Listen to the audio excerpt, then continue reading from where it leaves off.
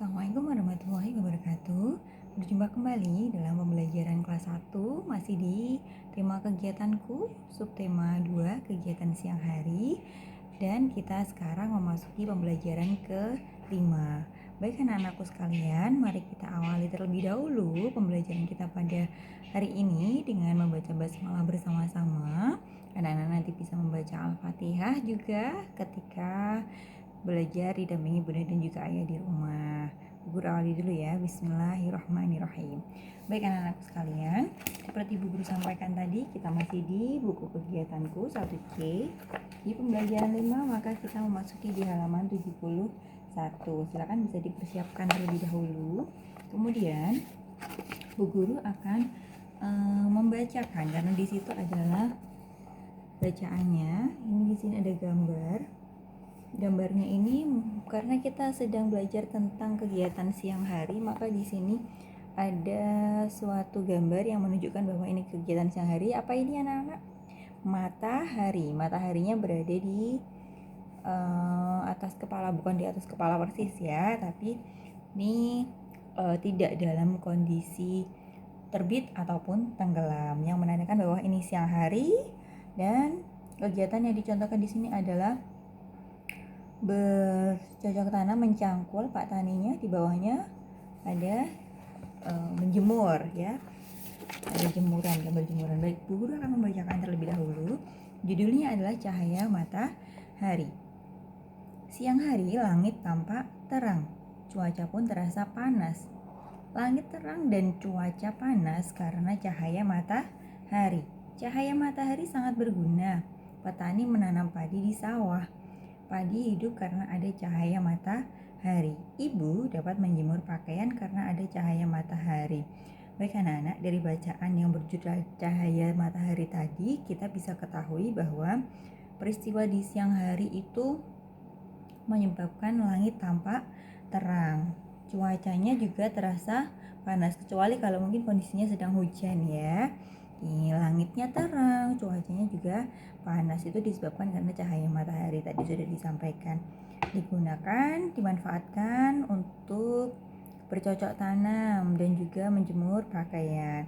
Kita baca pertanyaan di bawahnya, kita jawab secara lisan bersama-sama. Kenapa bumi terasa panas pada siang hari? Karena ada cahaya matahari. Apa guna cahaya matahari bagi petani? Apa tadi gunanya? Digunakan untuk menanam padi di sawah. Apa guna cahaya matahari bagi ibu di rumah? Untuk menjemur pakaian. Apa cahaya matahari itu penting? Ya, tentu saja penting. Anak-anak bisa bayangkan ketika kita tidak menemukan matahari, seperti saat hujan itu cuacanya menjadi dingin gitu ya. Dan juga kalau mendung itu biasanya gelap ya. Pertanyaan terakhir, apalagi guna cahaya matahari yang kamu ketahui?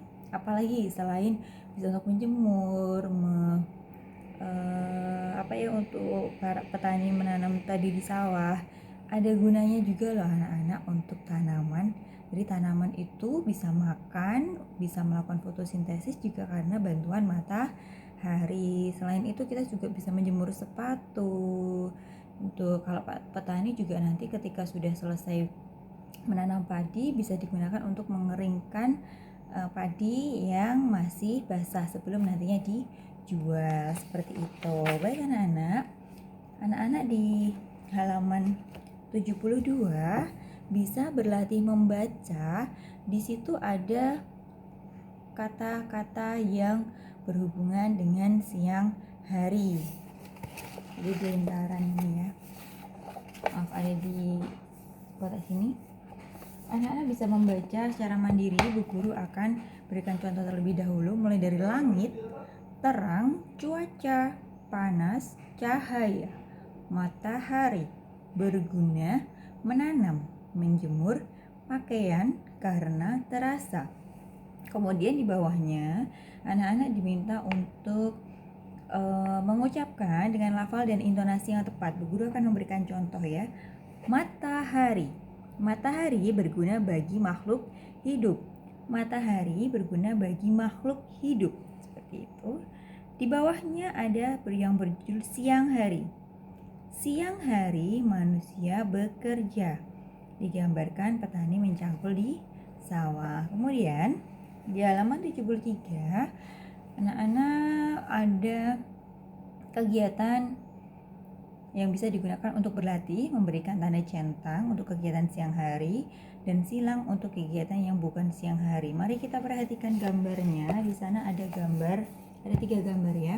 Gambar yang paling kanan adalah gambar orang sedang berenang. Berenang itu kira-kira di siang hari atau tidak? Bisa dilakukan siang hari, tapi biasanya kalau suasananya terlalu terik, ada yang mungkin tidak kuat juga ya. Ini boleh dilakukan ya. Untuk yang di tengah ada gambar bulan. Bulan berarti menunjukkan malam hari, berarti bukan siang hari. Yang bukan siang hari berarti disilang. Kemudian yang terakhir ini adalah gambar pulang sekolah. Pulang sekolah berarti kita berikan tanda centang. Oke. Seperti itu anak-anak. Di bawahnya anak-anak ada kegiatan. Banyak kegiatan yang dapat dilakukan pada siang hari, diantaranya bersekolah bagi murid-murid. Petani bekerja di sawah, ayah bekerja di kantor. Tuliskan 5 kegiatan yang dilakukan pada siang hari. Anak-anak bisa tuliskan di sini 5 kegiatan yang bisa dilakukan di siang hari. Selain yang tadi sudah dicontohkan ya. Bu Guru bisa beri satu contoh lagi. Misalnya makan siang ya, atau tidur siang, itu bisa dimasukkan di situ ya. Jadi kerjakan. Kemudian di halaman selanjutnya ada memasangkan keterangan kegiatan dengan gambar yang tepat. Bu Guru beri contoh, ada paling atas nih. Perhatikan, ada gambar, ada kalimat. Murid-murid membaca buku, murid-murid membaca di perpustakaan. Mana kira-kira yang menunjukkan gambar di perpustakaan di antara 4 gambar ini? Ya, betul. Ada di gambar yang nomor 2 dari atas. Maka kita akan memasangkannya seperti ini. Ya. Nanti anak-anak melanjutkan untuk yang lainnya, masih ada 3 gambar dan 3 pernyataan lagi. Nah, selanjutnya kita akan belajar tentang matematika, karena di pembelajaran 5 ini kita akan belajar tentang kosakata siang hari dan juga lambang bilangan cacah, lebih tepatnya pada nilai tempat, puluhan dan juga satuan. Perhatikan buku kalian masing-masing. 1 batang korek api disebut sebagai satuan. Bu Guru gunakan sedotan sebagai alat peraga pengganti korek api ya.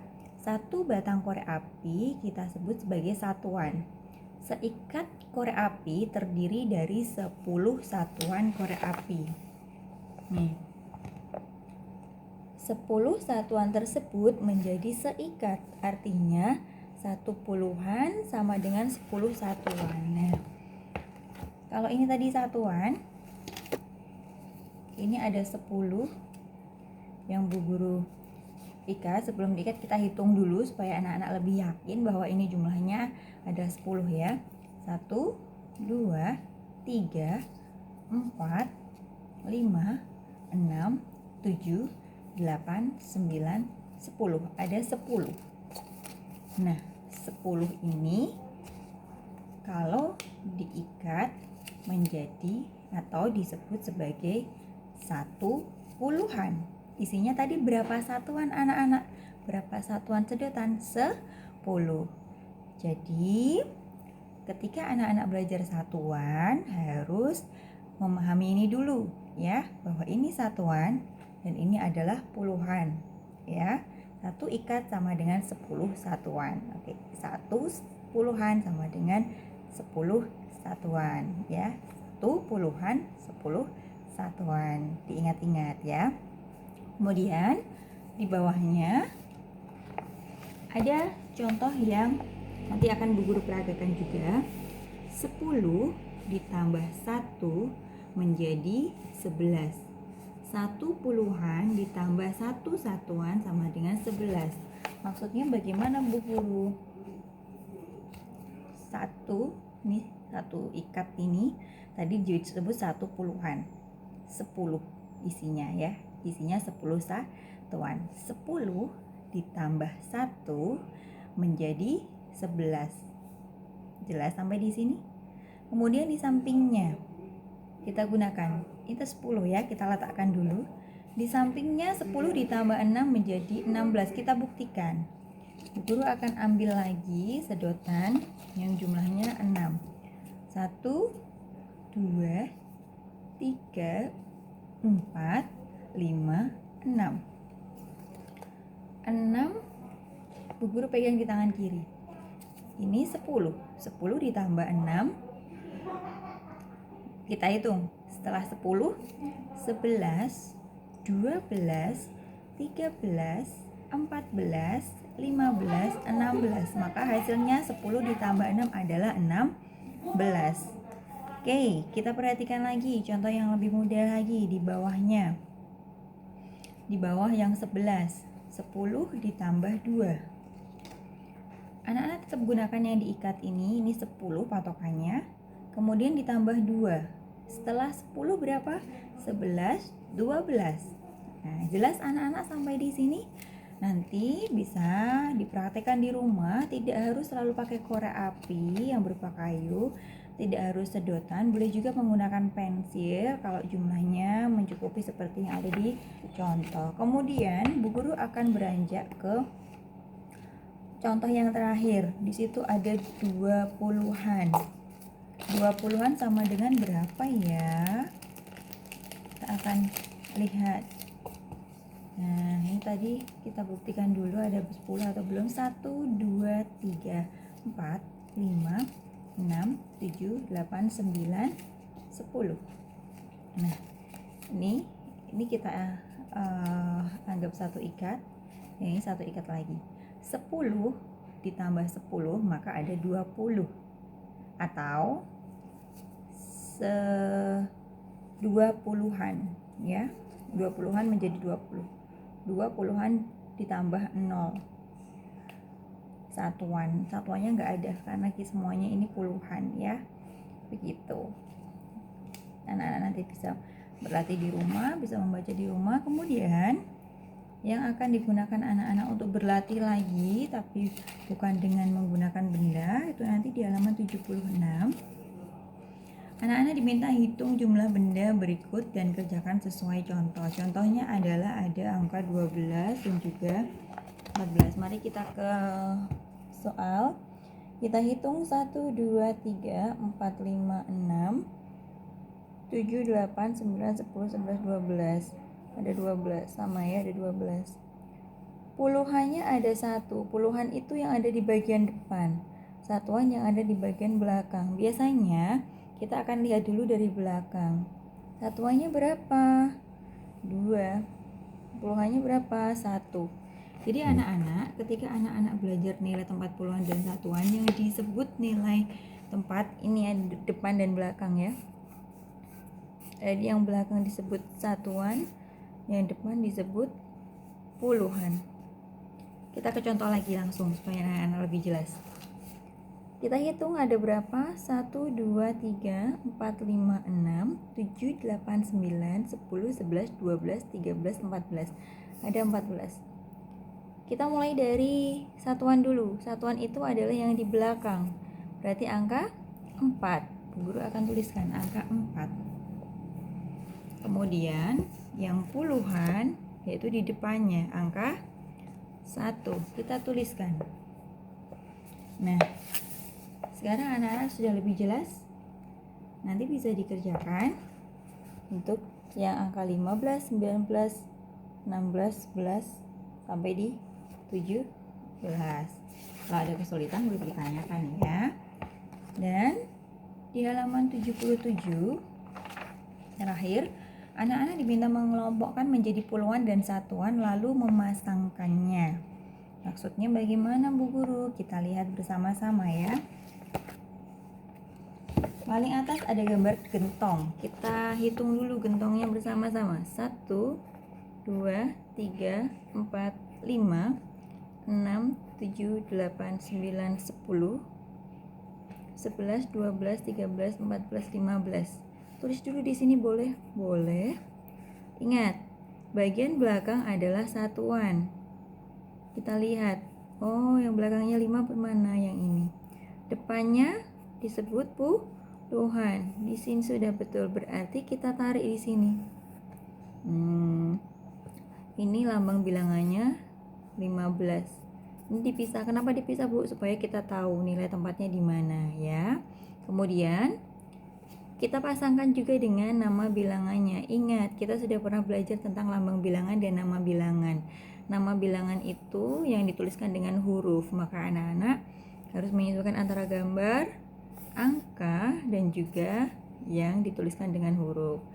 Oke, Bu Guru beri contoh satu lagi, gambar jamur. Kita hitung 1, 2, 3, 4, 5, 6, 7, 8, 9, 10, 11. Tulis dulu. Hati-hati. 11. Satuan di belakang, puluhan di depan. Satuan dan puluhannya angkanya sama, 1 dan 1. Kita cari, mana ya? Ini dia. Satuannya ada 1, puluhannya ada 1. Berarti kita tarik garis. Lalu kita cari di sini mana yang 11. Oh, ini dia. Tarik ke sini seperti ini. Jelas sampai di sini anak-anak? Baik, apabila sudah cukup jelas dan cukup paham, anak-anak nanti bisa berlatih mengerjakannya di pembelajaran 5 matematika. Tadi kita belajar tentang nilai tempat, yaitu puluhan dan juga satuan. Kuncinya adalah ketika angkanya ditulis di bagian belakang, maka itu adalah satuan dan yang depan adalah puluhan.